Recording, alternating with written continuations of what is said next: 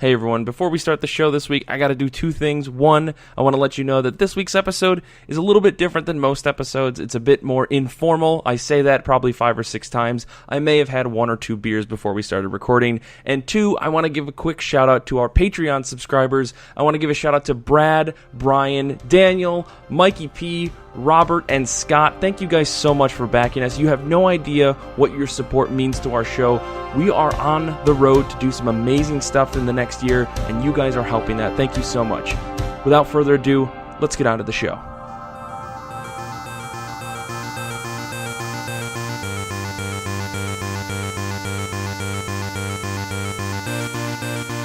This is the I Read Comic Books podcast. I am your host, Mike Rappin. With me this week are 2 fantastic human beings in person. I'm looking at their beautiful, wonderful faces right now. Brian Murray. Hi. And Paul Jasley. Greetings, humanoids. Look at how much faster we can do that now that we're in person. That's so much better. It's so much better. It's such a strange thing. We're here at the IRCB Getaway out here in the middle of Stanford, Michigan. Stanwood, Michigan. I was trying to throw them off the scent. No, we're here in Stanwood, Michigan.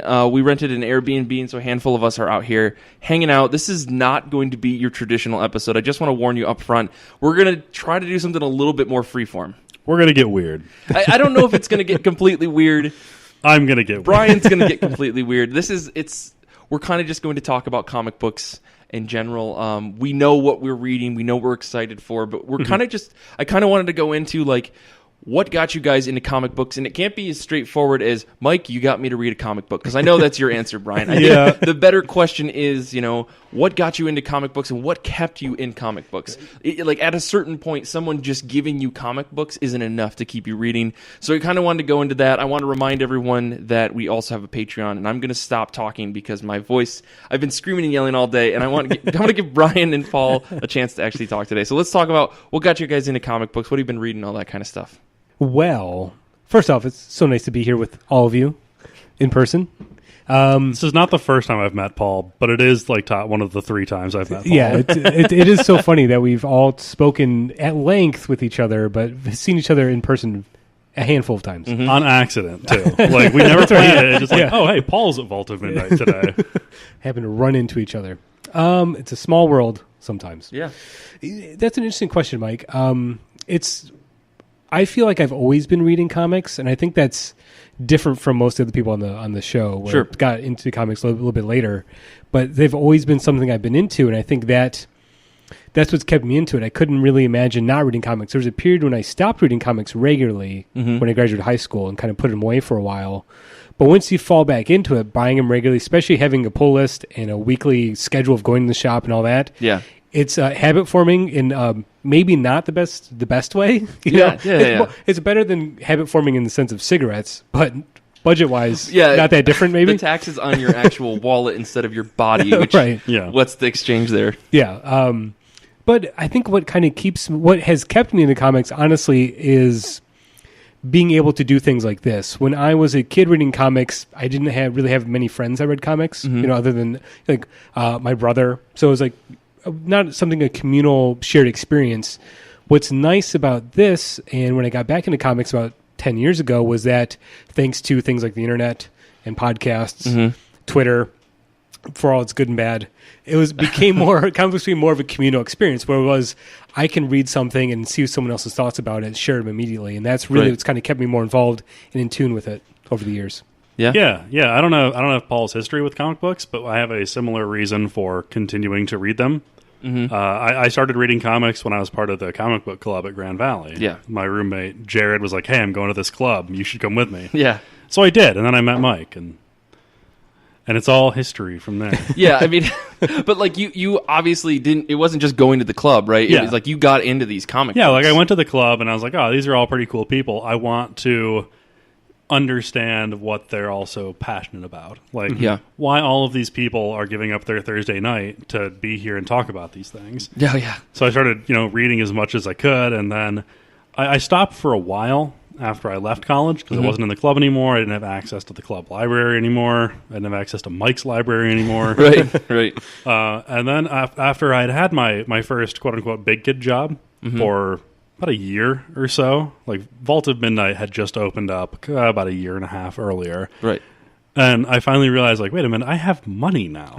Yeah. Like, I can actually afford to buy comics. I can go to a comic shop and buy comics every week instead of, like, saving up and buying one $20 trade some weekend. Right. And it was all downhill from there. I went real hard into Marvel, like, right as Secret Wars was coming in. Oh, okay. Sure. Yeah. Sure. That and, like Squirrel Girl and Spider-Gwen were first coming out, so I was all on board with Marvel. Yeah, those are good books to get hooked on, man. I think, and that's I think how a lot of people started. Like books like Spider-Gwen and Squirrel Girl being so weird and out there got a lot of folks into it. Yeah. And I kind of want to go back to something that Paul was talking about as far as like going to your shop every week. I think I felt that same sentiment when I started to really get into comic books, where eventually I was telling myself, I'll only get like one book a month or a couple books a month. But then if you feel that habit of like, let's go to the shop every Wednesday. And you're like, well, if I'm going to the shop, I should at least have make sure there's a book coming out that I'm going to get. Because it kind of feels weird to be like, go out of your way to a comic book shop, walk in and not get anything. Of course, unless you're socializing. I mean, and that's a whole other side of it. But of course, I've never been someone who wants to really socialize about comic books. And that's kind of a joke that I've been making for the last 4 years about this show where we talk about comic books every week. But I still, to this day, get very intimidated talking with strangers about comics because it opens up a lot of really weird doors that I don't want to necessarily walk through because there is just this whole weird side of comic books that we're in where people are very gatekeepy or they're like, I know more than you. And it's like, man, I just want to talk about how I enjoy X-Men. Like, you don't have to be a dick about it. Yeah, you don't want to get into those conversations, and you also don't want to be like, yeah, I really like comic books. And then have people assume that you are also one of those gatekeepery people. Yes. Like, I hate that I'm like, I like comics, but not like that. Not like that. Yeah. It feels weird, but at the same time, like, we still buy into this system and we want to participate. We want to be members of like the comics culture. Yeah. And it's something that keeps me coming back because I really do love hearing about people's experiences in reading comics, what books they love, what books they don't, especially if it's someone that I've really maybe known for a while and I didn't know they read comic books and they're like, oh yeah, I got really into Why the Last Man. And I was like, oh, I had no idea that you were even into comic books. What drew you to that book versus, your standard superhero books, which a lot of people are drawn into in the first place. And that's one of the most interesting parts about it.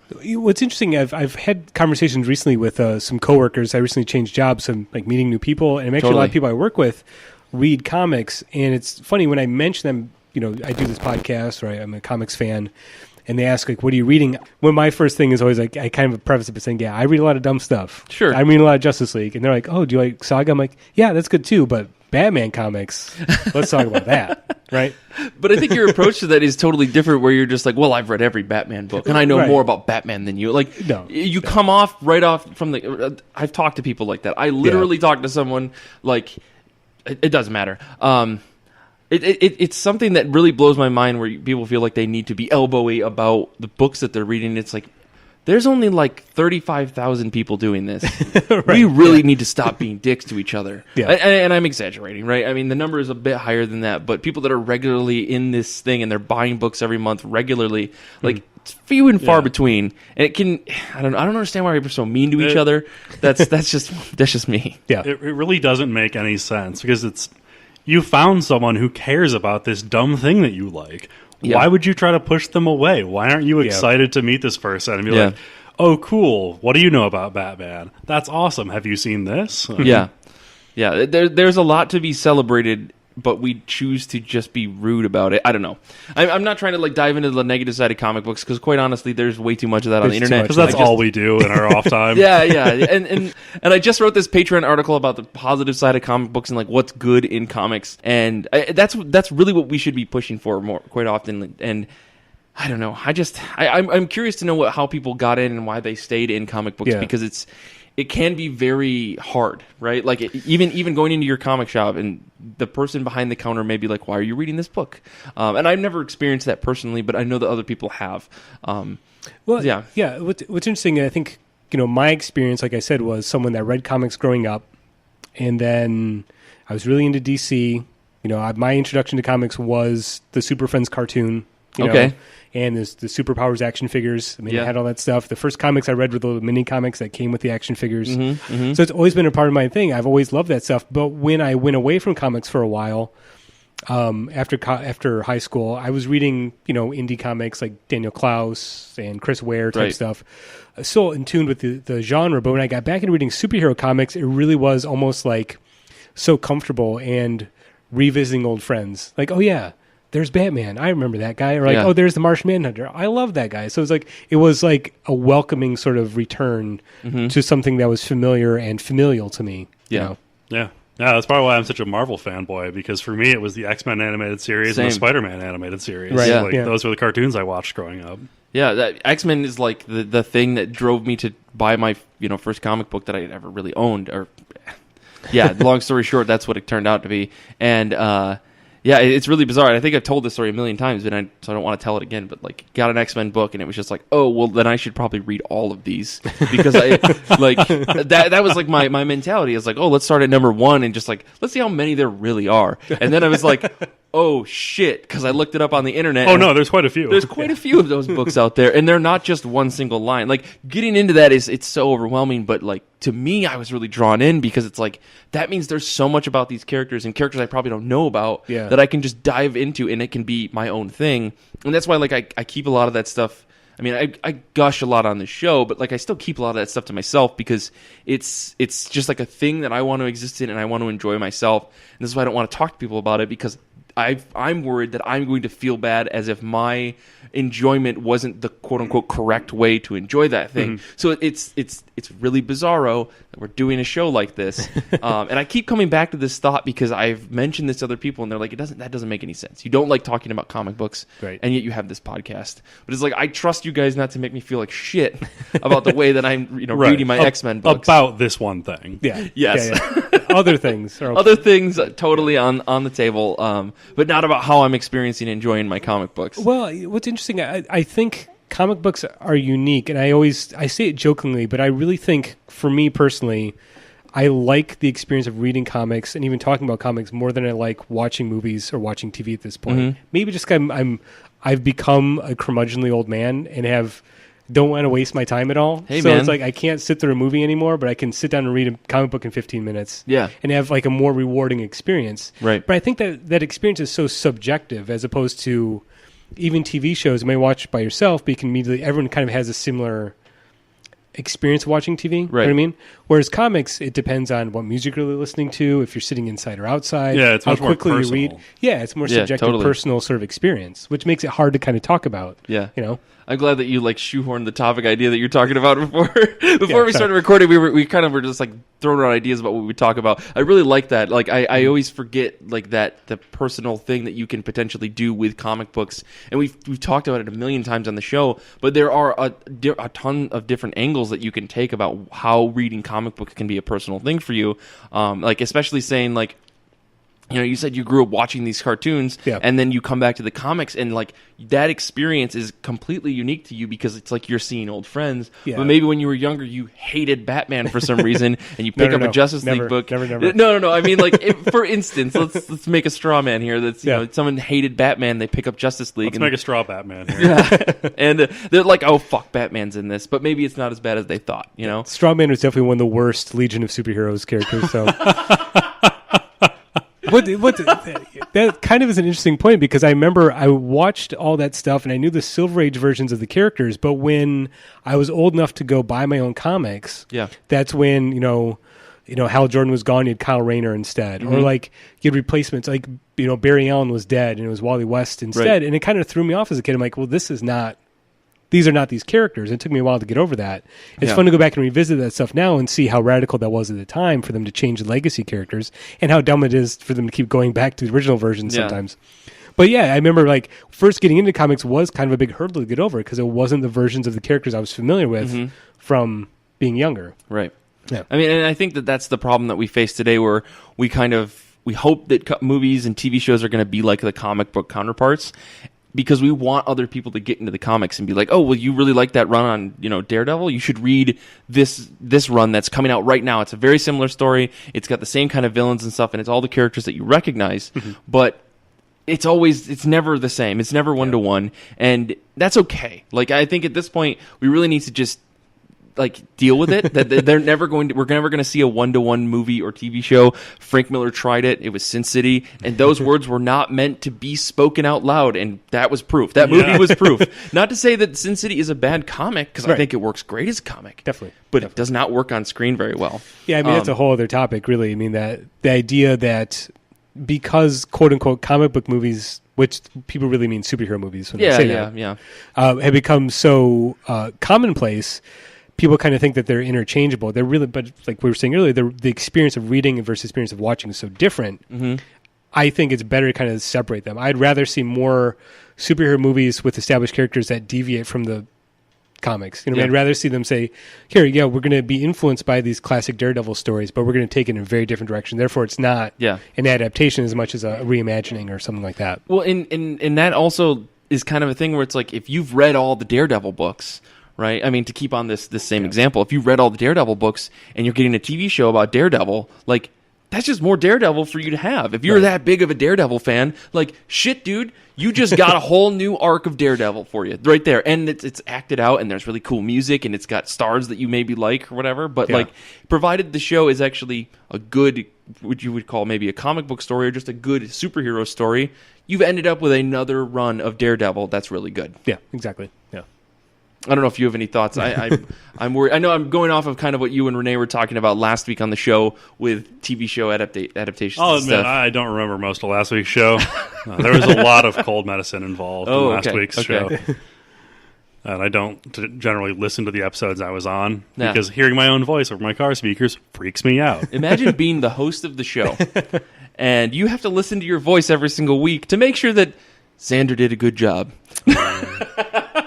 Sorry, I took a look at Xander, who is also sitting right here with Xander, us. this beautiful, beautiful being who has graced the earth with his presence. I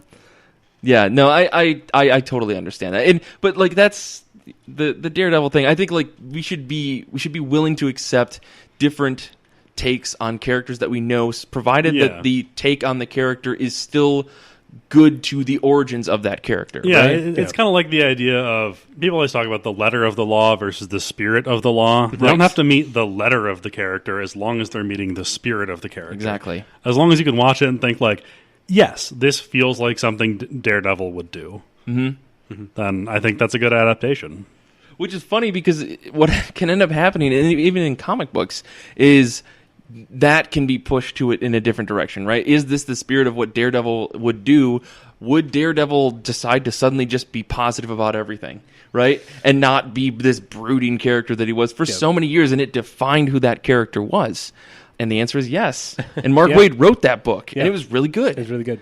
So could we have a happy-go-lucky season of Daredevil on Netflix? Maybe. No. Okay, the answer is no, because that show's too dark. Yeah. But would it be out of we character can have to do it? one episode. Sure. Could we have an episode where Matt Murdock's just like, you know what, today I'm gonna be real happy, and then by the end someone like dies 5 times in front of him somehow? Yeah. That maybe would work. Would that be in the spirit of the character? Probably, if it was justified the way that Matt Murdock did it in the comic book. Yeah. It's interesting. I just read a big sort of article. It's like an oral history of the Nightfall story. Where Batman gets his back broken by Bane and all that. Yeah, I know the famous panel at least. Yeah. Well, because I remember reading all that when I was younger, back in my day. But they did like an oral history of that, where they talked to the editors of the Bat books and a few of the writers, and they talked about the writing process, who came up with the idea, how they streamlined all that. Yeah. And they make an interesting point right at the beginning of it, where they said Denny O'Neil, who was the editor of Batman at the time, famous Batman writer, he would always say, if it's a Batman story, but you could fit in any other character, let's say if it's a story, but it would work with Wolverine instead of Batman, it's not a good Batman story. It has to fit the character. And I think that's want to tie back to what we started with. Yeah. Getting back into comics and those familiar characters and kind of having that sensation of like, there's probably been at least a decade between when I stopped reading Batman and when I started reading Batman again, but I recognize the character, and as long as the story fits, it doesn't feel like Spider-Man wearing the bat suit or something like that different. Yeah. Even though it could be a good story, it doesn't fit the character. So there's something about, especially legacy characters like that, and I know that can be difficult for casual fans to get into because there's so much history there. But as someone that grew up with those characters, I value that type of history and that sort of familiarity with those characters. It is funny that you mentioned Wolverine there too, considering that if somebody was reading a Wolverine book back in 2008 and then came back in now and they're like, all right, hang on a minute, hold on. Where is normal Wolverine? Who is this old man? Who is this woman? Like where did Wolverine go and why is he coming back? Yeah. Oh, I mean, well, that's a whole other mess, right? Like, I don't know. The thing that, so I mean, let me actually get into the thing that keeps me coming back to comic books, right? Yeah. Because it's not just talking to people, because I don't really like talking to people, like I've said. It's the thing that keeps me coming back to comic books is finding new and interesting ways for people to play on existing like archetypes and story types, right? Like, I really love a good crime comic. I really like reading Criminal was fantastic, and the fact that Brubaker and Phillips did it for 7 volumes and pretty much did the same story over and over and over, but really, really well, kicked a lot of ass. You know, I love finding weird stuff like Chew that somehow works for 60 issues, right? Yeah. Reading Why the Last Man was a really bizarre experience because I didn't understand that a comic book couldn't be a superhero book, right? Like, finding all this kind of... I can't really point at one specific thing that keeps me coming back to say, like, this is definitely it. I'm sure that that's not true for either of you, right, as well, but... still, it's something that's like comic books have this way of trying out new things and trying to twist on stereotypes and tropes and all sorts of things that you can't find in any other medium because there's way too much budget that's required in order to do it. Unless you're like into like very low level amateur film or something like that. But you can do it in prose as well, but I feel like comic books are that perfect level of visual and, you know, reading, like where you actually can get fully immersed in a story, even just a single one shot, and feel like, wow, I really, really got what the person was trying for. And like the one perfect example is The Belfry by Gabriel Hardman, right? It's a one-off horror story about like a plane that crashes, and there's this island full of vampires with wings, and everybody dies, and it's gruesome and horrible, and it's not a happy book.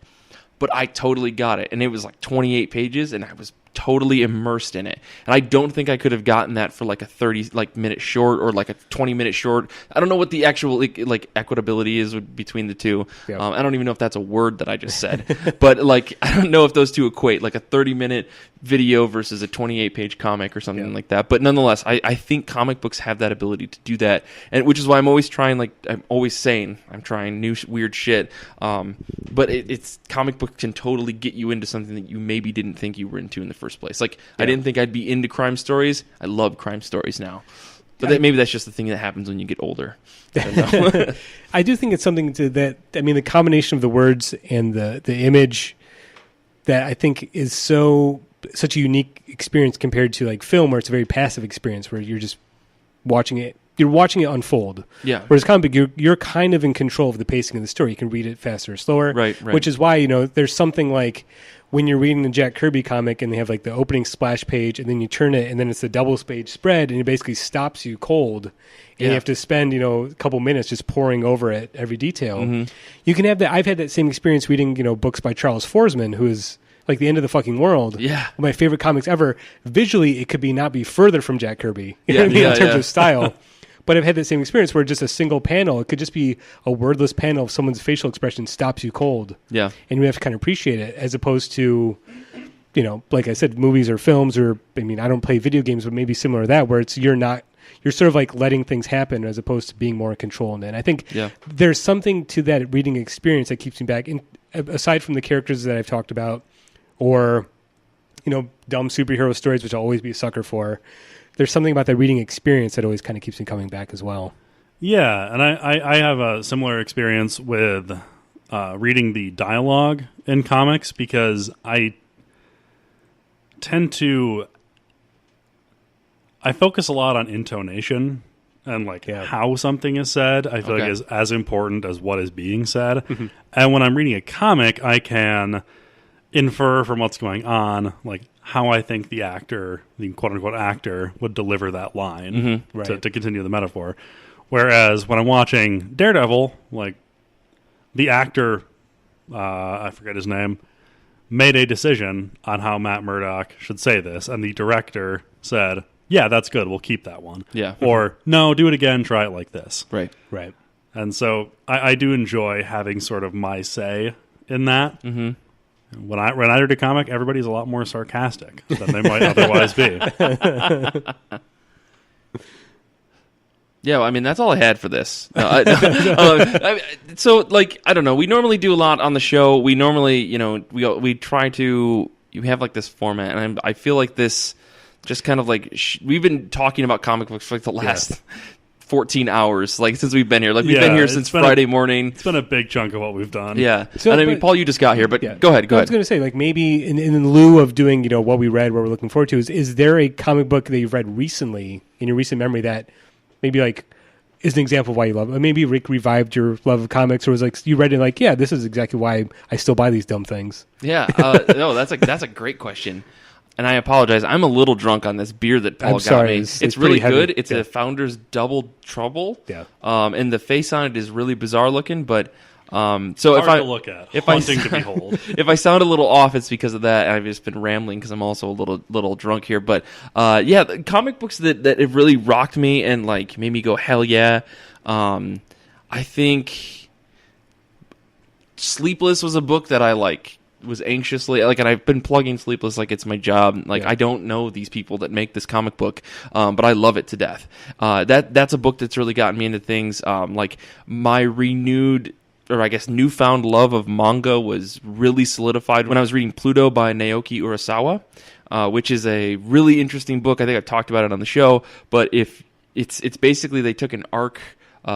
This creator, he took an arc of Astro Boy and turned it into like this crime mystery about who is killing all of the great robots of the world. Mm-hmm. And this is like a decades old like manga that he expanded upon, and he worked with I want to say the creator of Astro Boy's son to basically make this book into something that was like really, really interesting. It's like 8 volumes, and it was like that and some really like some recent books from, I think, like the Astonishing X-Men book that Charles Soule did really got me like hardcore back into X-Men. I think Mark Guggenheim's X-Men Gold for the first couple arcs was really, really solid. That made me go, hell yeah, X-Men can be good, guys. It's been kind of off for a little while. And I don't mean to like shit on Jeff Lemire's Extraordinary X-Men, because it's kind of what I'm indirectly doing. I think that there was a lot of creative choices he couldn't make, and he was just a big name at the time, and Marvel was like, why don't you try in the X-Men? And he was like, fuck, I'm out at Marvel. Outside of his most recent stint on Century. But like Saladin Ahmed's Black Bolt was something that just like rocked me really hard. I've always liked Black Bolt as a character, but what a compelling story like he was able to tell with that. Those are some of the more recent ones. I've been trying to read, like I've been reading all the X-Men stuff. I just caught up on a lot of that, but yeah, I think those are the ones that I don't know. I could probably go on if I had like a list in front of me, but sorry to spring that on. No, that's okay. That's okay. Something thinking about. I mean, have you had anything like that, Brian? I've been talking for a while.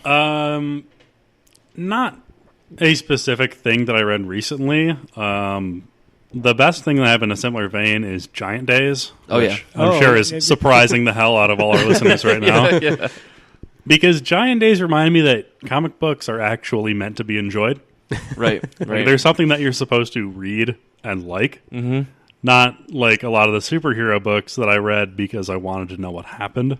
Right. That's a really interesting thing. Yeah. So it's one of those things where I would get a superhero book like a Spider-Gwen or something like that, and by the time I stopped picking up Spider-Gwen, I was just kind of mechanically flipping through the pages, going like, oh, Frank Castle's here. Yeah. Okay, done. Next. And then, but with Giant Days, I actually there are. Almost every issue has me throwing my head back and laughing. Yeah. And just kind of reminding me what it's like to feel joy for a minute. I don't know. In the year 2018, it's really important to be reminded of what joy feels like. Totally. Remember laughter? Yeah. I feel like books. I feel like I've talked about most of these books on the show before, but they're what's doing it for me right now is like Proxima Centauri is a book that's, the Farrell Dalrymple book. I know we've talked about that. It's such a bizarro book. But it's one of those things, like similar to what Brian was saying, like, I'm liking the Tom King Batman stuff, but some issues it is kind of a mechanical reading experience. Like, okay, let's get through this to get to the next part of the story. Whereas Proxima Centauri is like, I never know what is happening in the book, and it's such a unique experience. Like, I don't know what is happening. I don't remember what these characters' motivations are. I don't remember who they are, but the artwork is so lovely, and it feels compelling. It's almost dreamlike, the way the story's told. So that's really doing it for me. Yeah, I just caught up on that book, and I like sat back and I was like, man, I maybe need to reread from 1, and it's 4 issues in. Exactly. But the other thing too about his books is like that is something similar to the sort of familiar like multiverse or 616 Marvel universe, where it's like you enter in this world and everything's sort of connected. Farrell Dalrymple's comics, like there's recurring characters throughout all of the books, whereas it's not one big story. Yeah. But you'll have the same characters show up in each book and kind of do things, and it's like it feels like it's part of the same universe, but you can jump in at any moment. It's not like there's like a beginning and an end. Yeah, you can enter through any book and be a part of that world. Exactly. That's a type of reading experience that I think is totally unique, and that's something that you literally could not do in TV or movies, right? So it's funny you mentioned something like that, because I think, like, I know you for a long time you were selling really hard on Transformers vs. G.I. Joe. Oh yeah, and I was definitely like resistant to it because I was like, I don't give a fuck about either of those properties. And at the time, I mean, I had like this big shield up about reading licensed properties because I really don't like. For a long time, and I think I talked about it on the show a long time ago, I didn't like reading licensed books because there's just like this is supposed to be on TV. I don't really need to read any more of it. There's an innately cash grabby feel to it. Definitely. Totally. But and so the thing about this Transformers vs. G.I. Joe's book was, I remember, Paul, you gave me the Mike Rappin guarantee, which was like, if you don't like this, I'll give you your money back. And I was like, all right, fuck it. That's a solid deal, because I make that myself. And like, if you're willing to put up your money for it, like, then there must be something valuable there. Yep. So when I read it, I remember just getting like super hooked in. I didn't know what the fuck was going on, but it was so like there was like this childlike excitement to the entire book. Not to say that it was simple by any means, but it just had this like it brought back that feeling of you playing with your Transformers and your G.I. Joes. Well, and it's not like I spent the entire series feeling like that, but it felt like a big book without having a lot of meaning, right? And the book just it not to say that it's pointless or anything like that, but it just has this. It's got this weird, very much like, it doesn't matter what happened 6 pages ago. This is what's happening right now. It's a book that very much in the moment. There's always like in the moment. That's the better way to describe it. There'd be like one panel where just be a close up of a character's face with a cool like.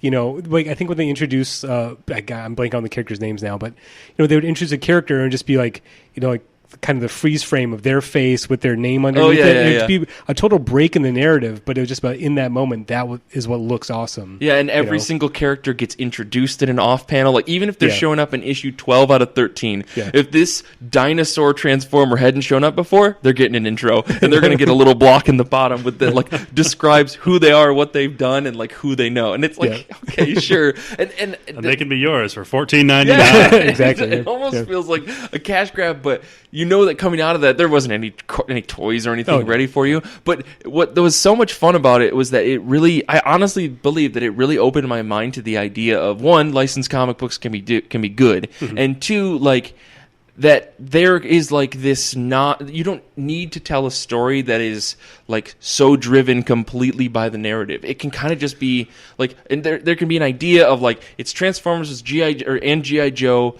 versus Cobra, and we're just kind of going to do that for 22 pages, and it doesn't really need to link up. Maybe they're going to fly into a thing, and we're going to follow them for 3 or 4 pages, and then we're just going to cut to something different. There's just a lot of fun that happened in that book that I didn't get from any other book. Yeah. And like it made me want to try more experimental stuff, like Scioli's other work that he's done, as well as like Farrell Dalrymple and everything like that. Yeah, I think that's the thing. Even though I do read a lot of superhero stuff, and I jokingly say it's dumb, I generally love it.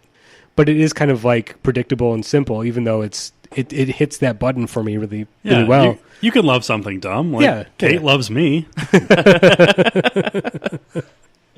She thumbed up. You got a thumbs up for that. So, but something about the medium of comics itself that that allows for that experimentation. When you think about.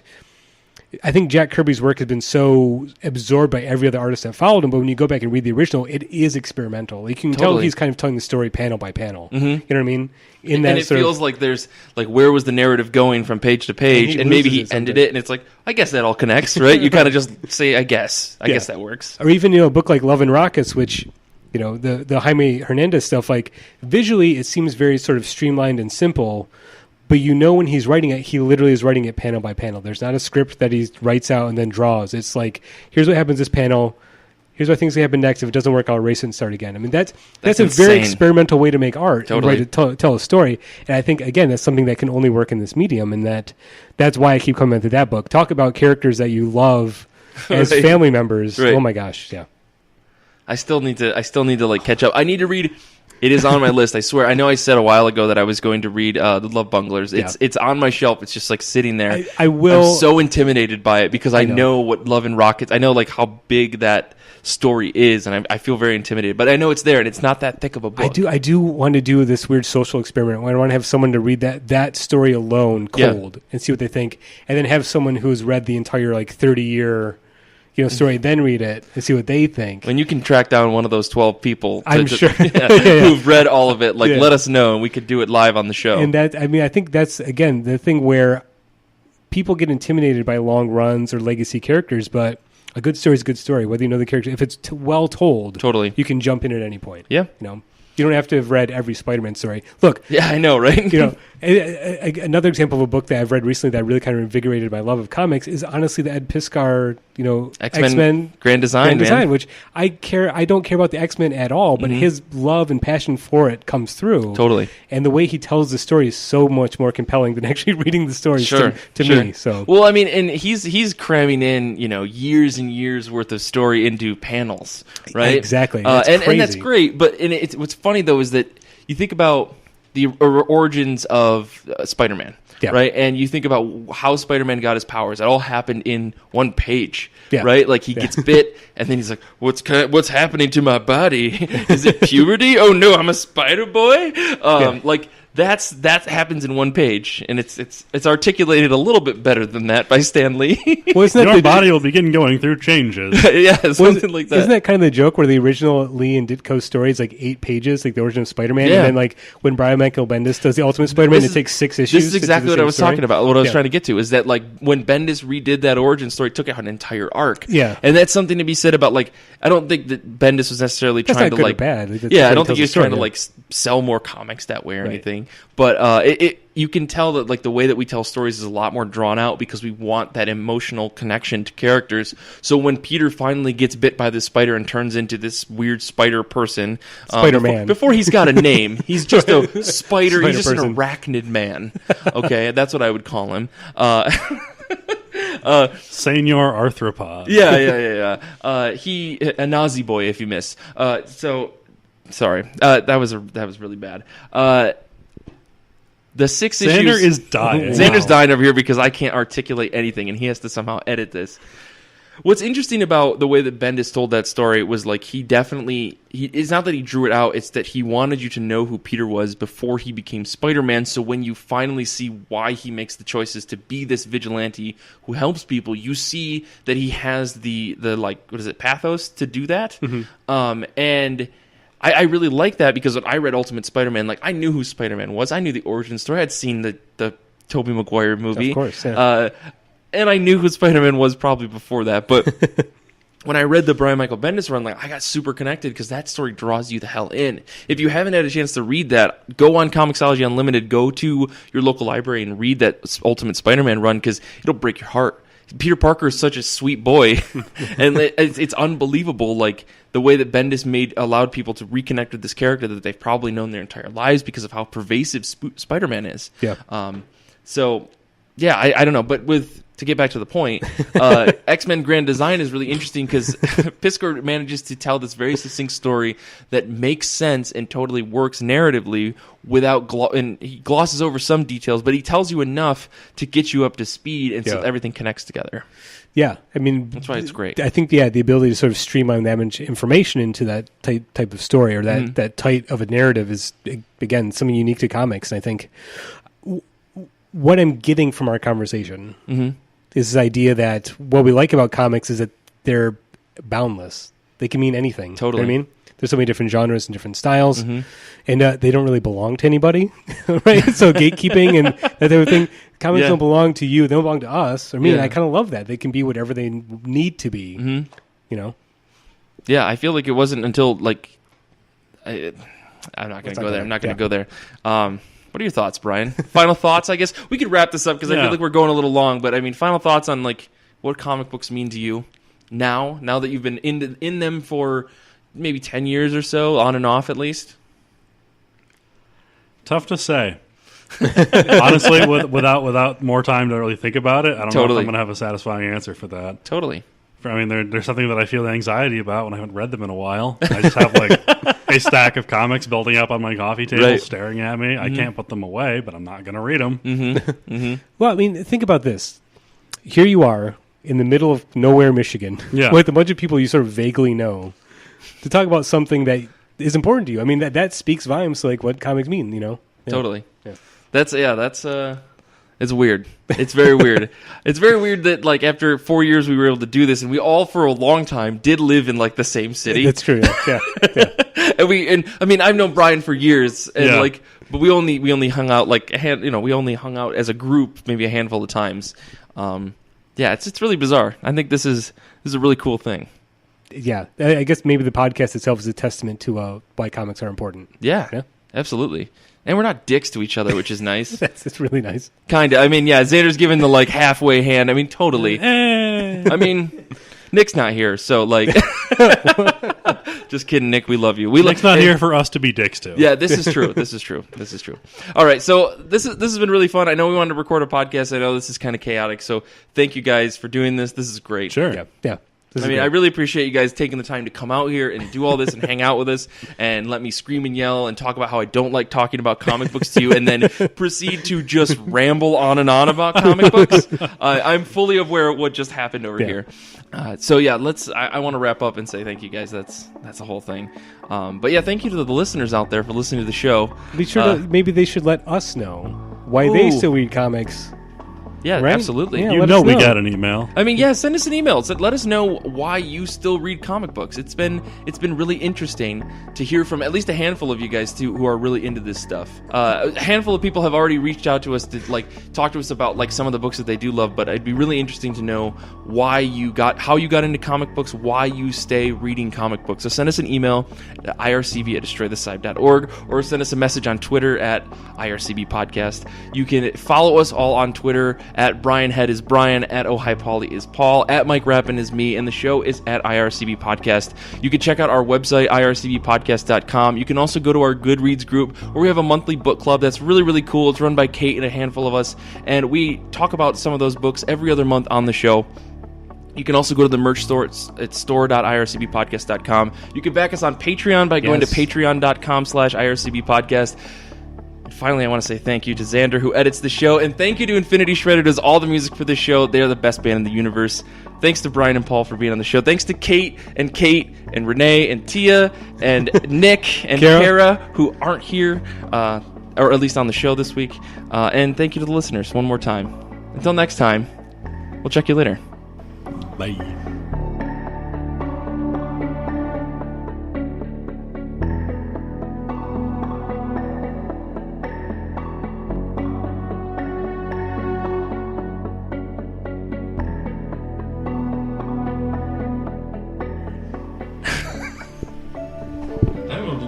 All right, just leave me alone. Just a little drunk. Oh yeah, it is 9.5%. It is. I really like that we all had our own distinct ways of holding the microphone. Yeah, like Mike has like this 3-finger grip, and you had sort of like an elegant full hand, and I was just like gripping it in a fist. Let me tell you about comic books. God, like I caught it breaking into my house. Swear to me. Xander, if that's really bad, I'm sorry. We don't have to. I thought it was a really good conversation. I thought it was a good episode.